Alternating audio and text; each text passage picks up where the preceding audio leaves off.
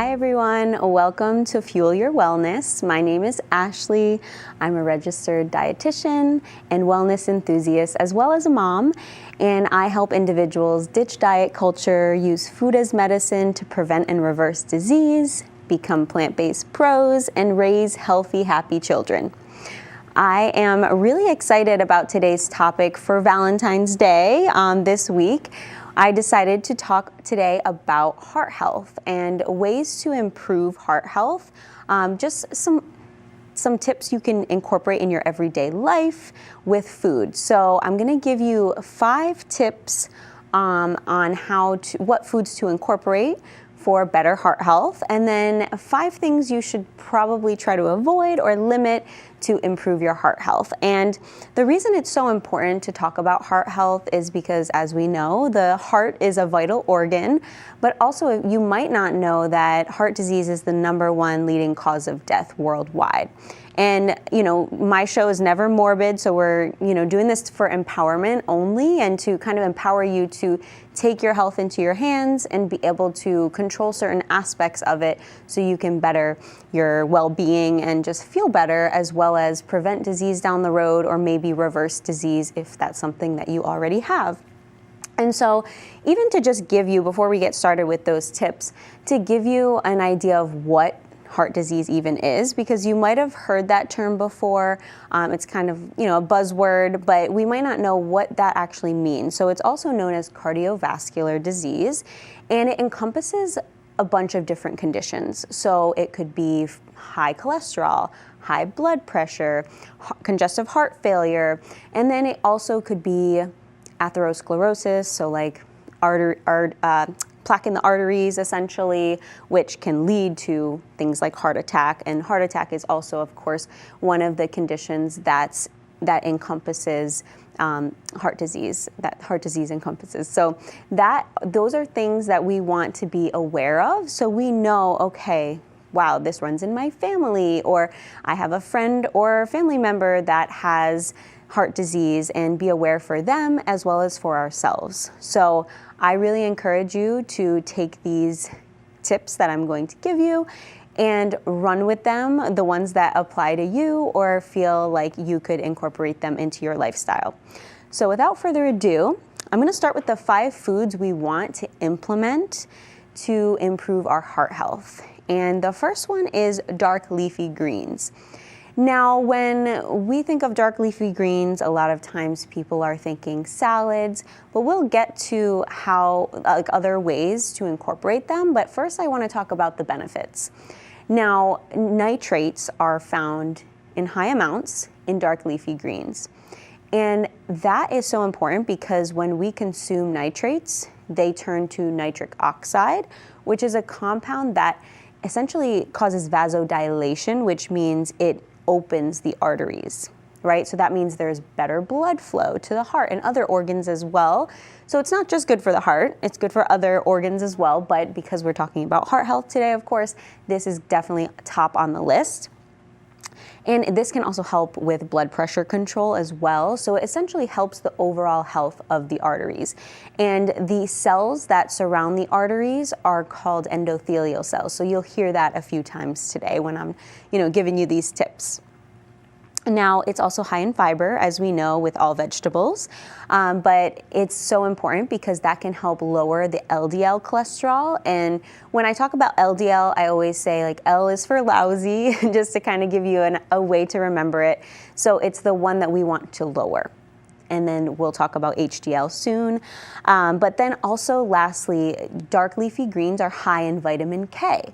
So that's really important because it prevents calcification of the arteries, meaning plaque buildup or hardening of the arteries. So we want nice flexible arteries. We want them to be free flowing with blood flow to different organs, in particular the heart here.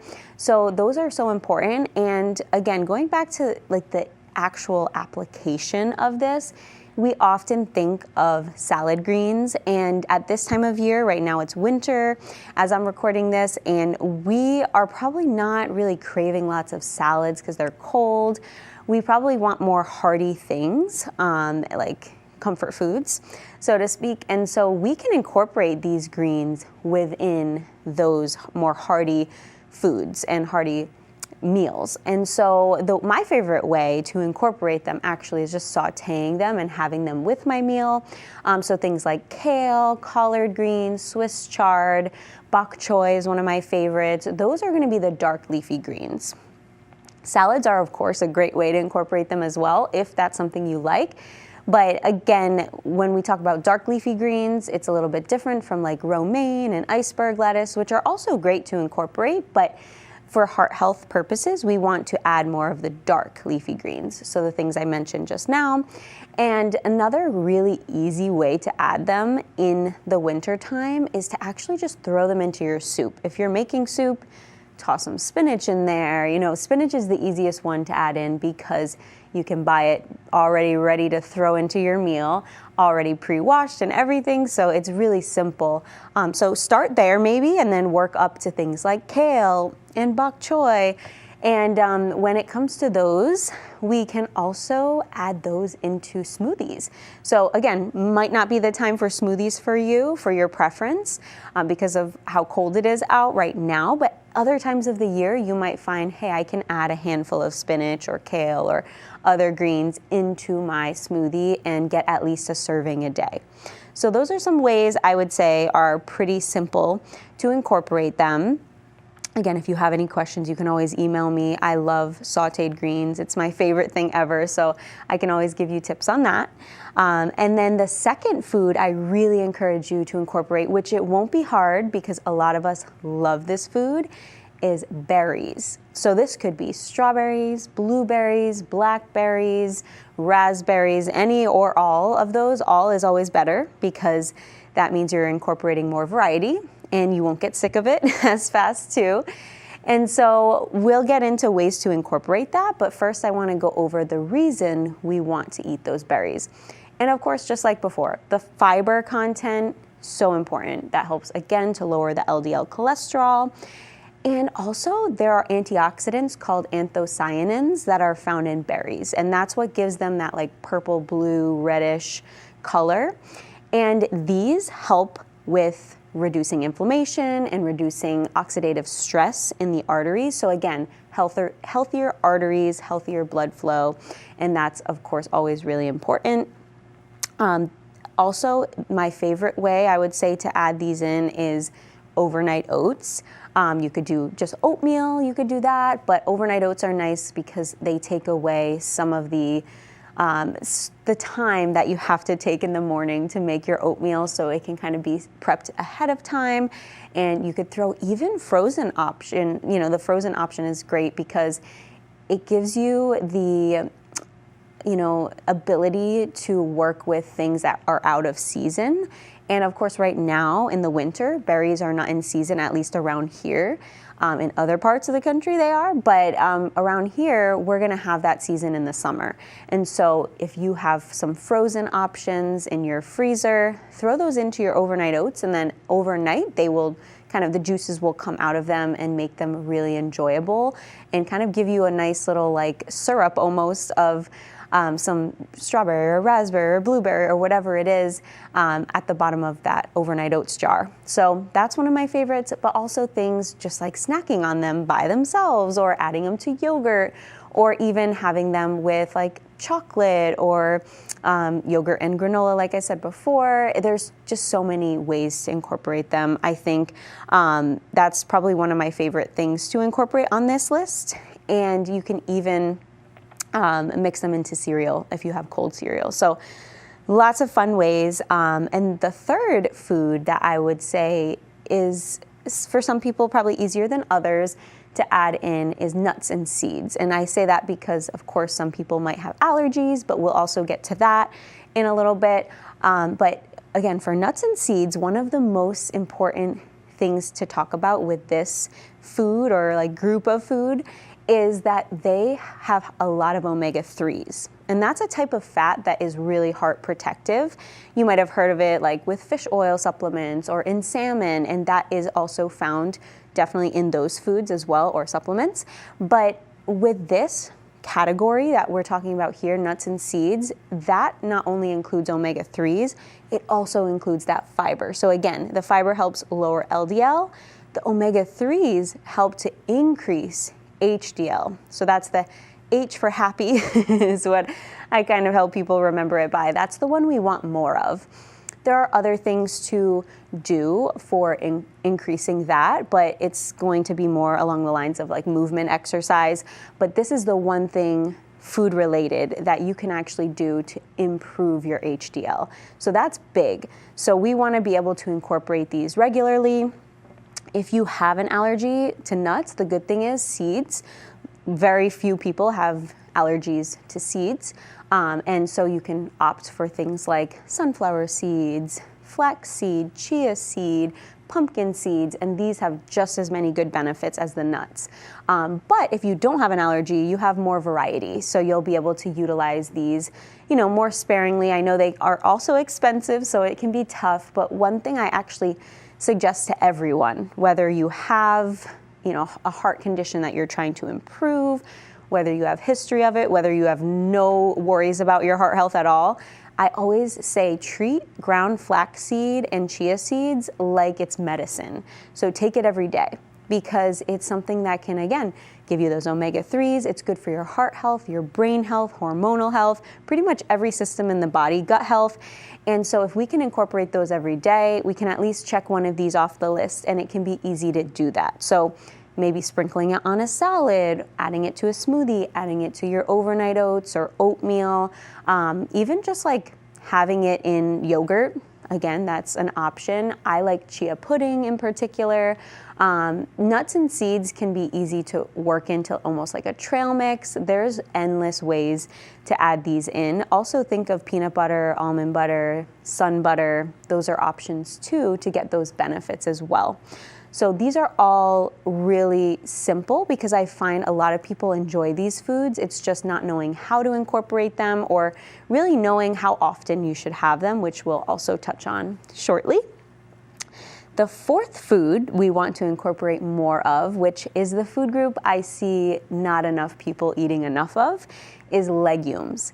And so that includes beans, lentils, and split peas. This is so important because they're, again, rich in fiber. I'm saying that with all of these because it's true for all of these so far. And it lowers LDL cholesterol, of course, like I keep saying, but they're also rich in potassium and magnesium, and that helps to manage blood pressure. And it stabilizes the blood sugar as well, which in a previous episode, I did talk about different concepts for blood sugar management, and it's one called the second meal effect was one of those concepts. And it essentially states that if you have beans or lentils at a meal, then after that meal, you'll have better blood sugars, and after that meal, you'll have better blood sugars, even if you don't incorporate lentils or beans at that second meal. So that's why it's called the second meal effect. So this could be in terms of if you have beans for dinner, the following morning, you'll still have better blood sugar control, even if you have pancakes for breakfast. So it's kind of a really nice one to incorporate. I personally have so many ways to incorporate beans and lentils in fun ways. Like one of those is chickpea cookie dough. I love this. My son loves this. It's only a few ingredients. And it's something you can have every day, and you can actually incorporate this with some of those other ones we've already talked about, like the nuts, seeds, and berries. So that's really a fun one. And then hummus is another one. You could even do a chocolate hummus or a dessert hummus, they call it, and have that with the berries. So again, trying to incorporate multiple of these these that I'm suggesting together can make it easier to just check off for the day. And of course, rice and beans is a simple one to incorporate for like a savory meal. Lentil loaf, I love like lentil meatballs. And if you're someone who does like any ground turkey, you can always kind of sub half of that for lentils or beans. So it's, there's so many ways. If you have questions about how to incorporate them, I'm your girl because I love incorporating them every day as much as possible. And then as far as the last one, the number 5 on what you should incorporate for heart health is, my favorite personally to enjoy is dark chocolate. And that time of year, again, like I said, Valentine's Day is coming up, and it's really awesome for incorporating if you at least have 70% dark chocolate. So that's gonna kind of help to reduce the added sugar in it, but it also enhances the benefits. And so one of the benefits, again, is antioxidants, but these antioxidants are called flavonoids. And these help to support, again, healthy blood flow, lower blood pressure. And dark chocolate's also rich in magnesium, which so are the nuts and seeds and the beans, and that helps with blood pressure. So really important. So any of those, like magnesium, calcium, a lot of the are electrolytes, and those are really good for helping with the blood pressure control. And so as far as dark chocolate, I'm sure you know of a way you like to eat it, but I don't suggest having it as is. I think what happens when we eat dark chocolate just as is, we could eat a whole bar instead of the serving size of like 2 squares or whatever it is. And so when we can incorporate it, again, with some of these other things I've suggested, it really helps to add volume to our plate. So like if you have a bowl of berries with some yogurt, add some nuts and put some dark chocolate in there, you're pretty much touching on every single one of these. And if you do the chickpea cookie dough, you pretty much have all of these except the greens. I probably wouldn't have the greens with that, but maybe you'll find a way and let me know how to do that. But that is a really important thing. So have it with yogurt, have it with fruit, mix it with things. My favorite way to incorporate dark chocolate these days is to make date bark, which is essentially, taking medjool dates, kind of smashing them down, putting peanut butter over it, and then melting some dark chocolate over it with a little bit of sea salt, and having it as like bark that you break off a piece and enjoy it with something. Like I like to have it with tea. Tea is nice to pair with like sweet things because it's bitter. So you have that bitter and sweet combination. So that's one of the things I definitely suggest, again, every day. So all of these that I mentioned, every day we want to be eating these, some of them multiple times a day. But if you aren't having them at all, then just start somewhere. Start with once a week, twice a week, 3 times a week, and then increase until you get to the point of once a day at least. And with the berries and nuts and seeds, it's a little easier because there's multiple types. And same with the greens too. I mean, all of these things there are multiple types of, except the dark chocolate really. So I think that is something to try to think of. How am I going to incorporate this? Start with one, see which one works best for you to start with, and then keep going from there. I know the dark leafy greens aren't the one that people are thinking of starting with, but I definitely encourage you to try some different ways to incorporate it that you enjoy, your family enjoys. And so as far as the 5 foods, or really in this case, it's gonna be more of like nutrients and food groups that you want to reduce to improve your heart health.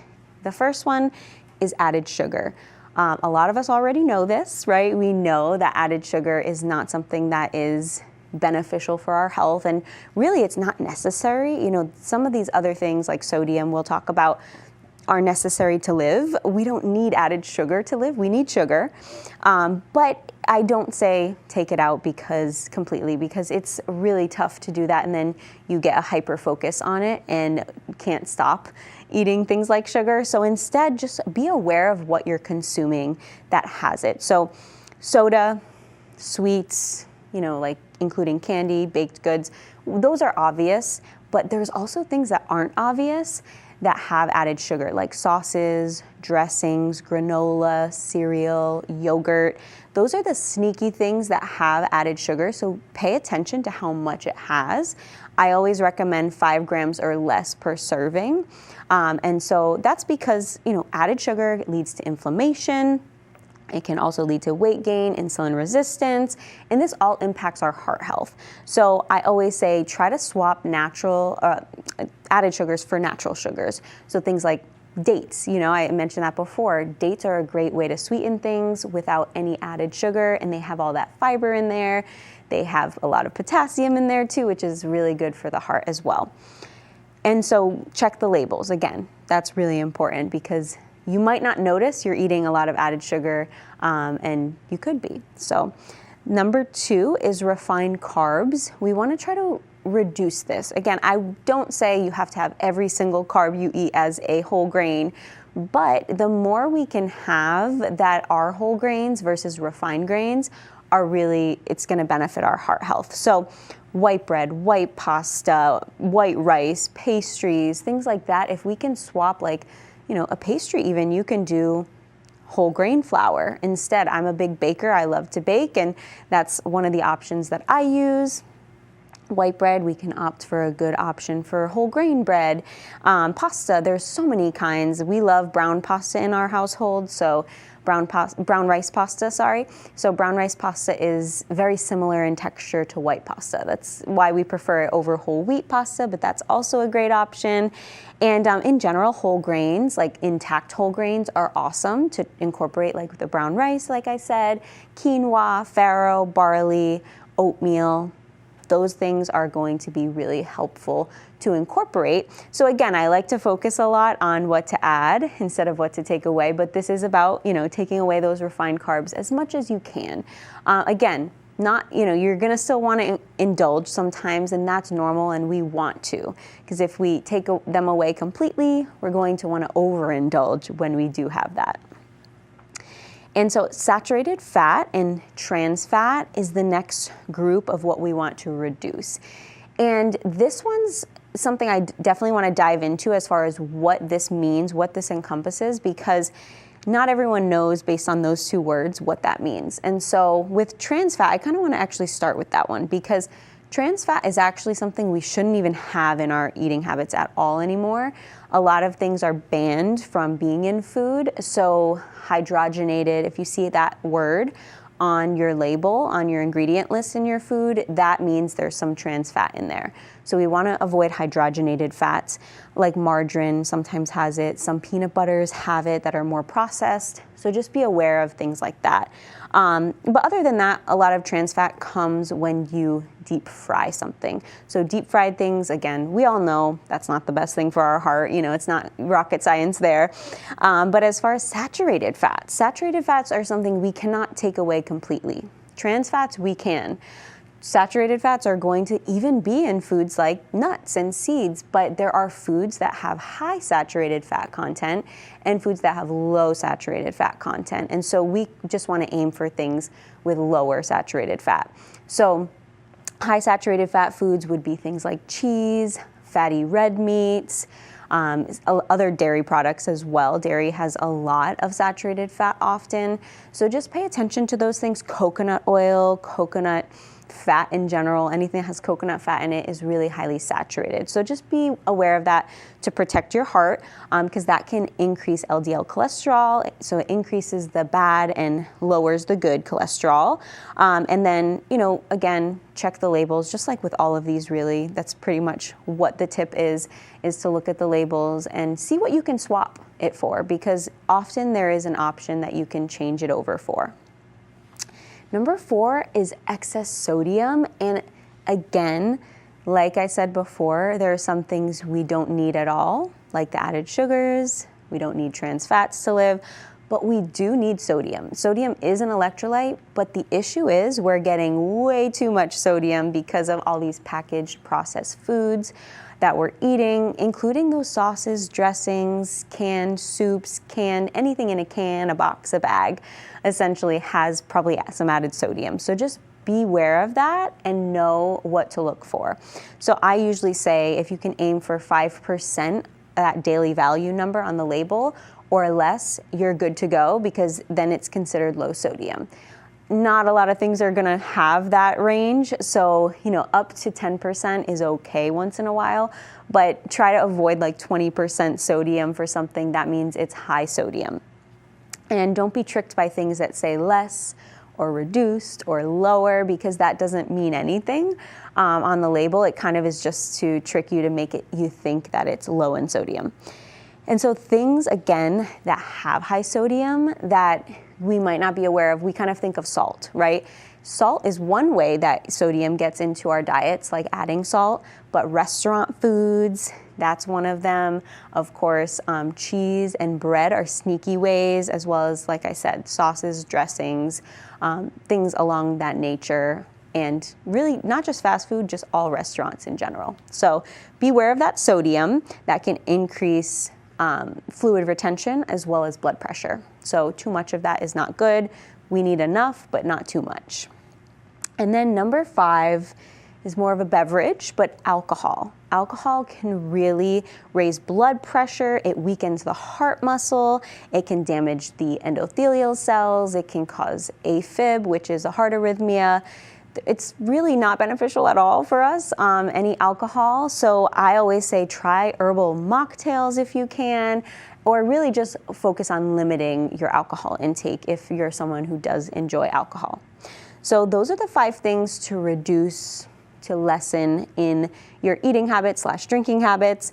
And again, the other things were to add. So if you have any questions about any of those, definitely give me an email if you need to. But I really encourage you to make small changes and to take whatever one maybe resonates with you the most, start there, and then start going over, okay, can I get all of these checked off? Right? Eventually, it might take the whole year, it might take 2 years, but just know that this is going to improve your heart health. And I really hope you enjoyed today's episode. I hope you can take something with you from it. Thanks for tuning in to Fuel Your Wellness.